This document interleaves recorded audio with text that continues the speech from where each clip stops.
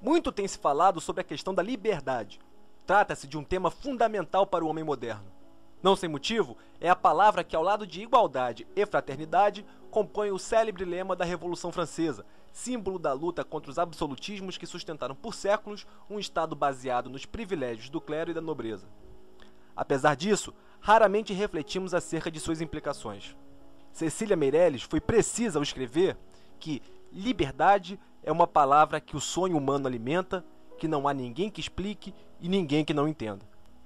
Atualmente, a problemática da liberdade de expressão tem sido muito explorada. É com base nessa faceta da ideia de liberdade que certos veículos de imprensa abusam do direito de publicar notas falsas ou sem comprovação em suas matérias. Humoristas também evocam esse direito para se protegerem da repercussão negativa que algumas piadas preconceituosas ou de mau gosto arrastam consigo. Há quem reivindique a liberdade para ofender as pessoas, sem se questionarem sobre o quanto destrutiva pode ser uma ofensa. E, em meio a tudo isso, e graças à possibilidade que a internet oferece para a exibição pública das opiniões, algumas pessoas têm sugerido coisas infundadas, levianas e superficiais. Esses dias, assistimos a um vídeo em que o vlogueiro Daniel Fraga defendia que as pessoas deveriam ser livres para venderem seus órgãos. Em meio aos argumentos utilizados, Daniel declarou: "O seu corpo é seu e de mais ninguém. Você faz o que bem entender com seu corpo, contanto que você não prejudique outras pessoas, não esteja agredindo outros corpos, ou seja, outras propriedades privadas." Ele defende que as pessoas não devem ser impedidas de venderem o seu sangue ou seus próprios órgãos, desde que essa seja uma atitude voluntária. É óbvio que o direito à opinião deve ser respeitado, e Daniel Fraga é livre para exercê-lo, mas sua lógica curiosa acaba gerando um excelente tema para debatermos alguns aspectos da própria noção de liberdade no mundo contemporâneo. Antes de mais nada, ao assistir o vídeo, foi impossível não recordar a personagem Senhor Sirigueijo, do desenho animado Bob Esponja. Ele é um siri que representa um comerciante ávido por dinheiro. O Senhor Sirigueijo é dono de um estabelecimento chamado Siri Cascudo, onde vende hambúrgueres de siri, ou seja, feitos à base da carne de indivíduos de sua própria espécie. O tom antropofágico, ou caranguejofágico, é inegavelmente uma crítica à busca incontrolável por dinheiro que supera até mesmo a própria constituição do ser. Ele é a expressão de uma noção de liberdade que se confundiu com o elogio ao livre mercado, típica do pensamento capitalista norte-americano, e que acredita que o enriquecimento depende apenas da força de vontade individual, desconsiderando que nem todos têm acesso às mesmas possibilidades de conquistas financeiras. Nesse caso, vale uma nota. Os Estados Unidos, cuja tradição republicana também foi fundada nos paradigmas da Revolução Francesa, adotaram a liberdade como marca fundante da nação.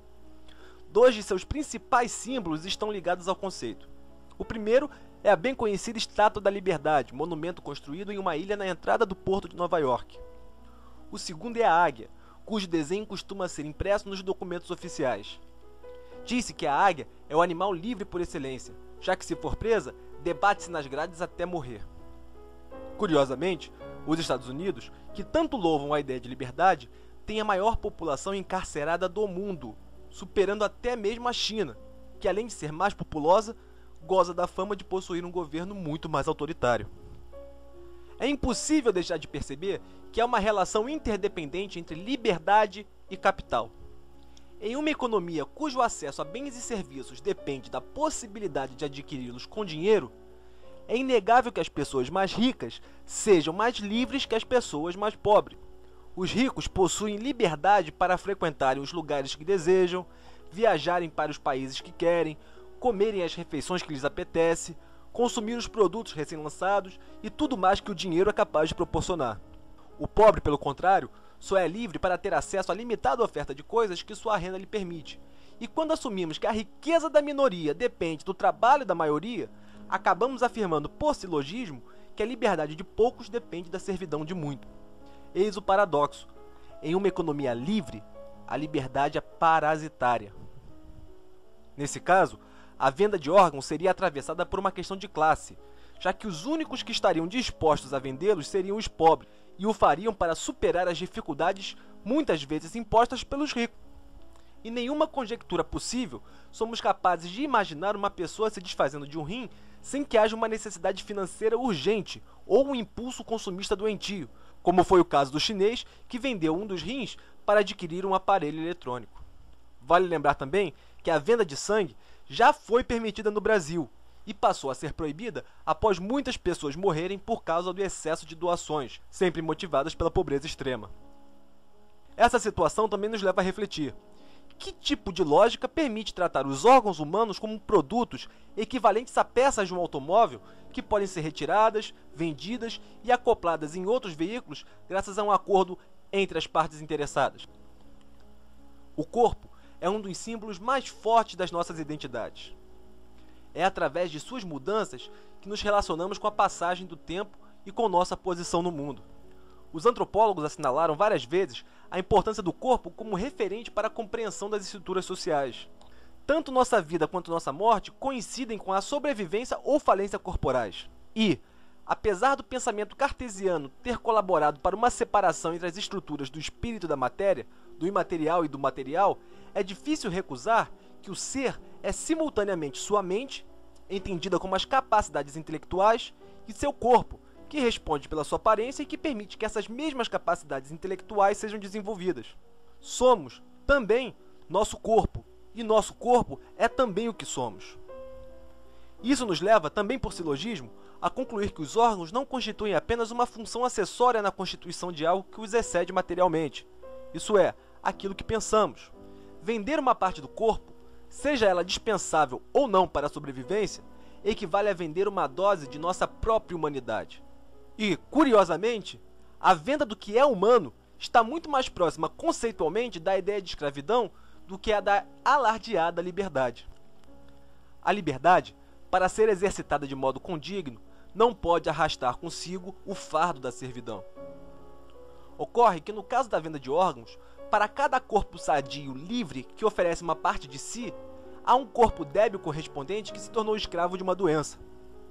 Não parece sensato que uma pessoa deva privar-se de parcela considerável de sua saúde, escravizando seu corpo a limitações antes inexistentes, para salvar alguém de uma fatalidade que surgiu à revelia de qualquer vontade.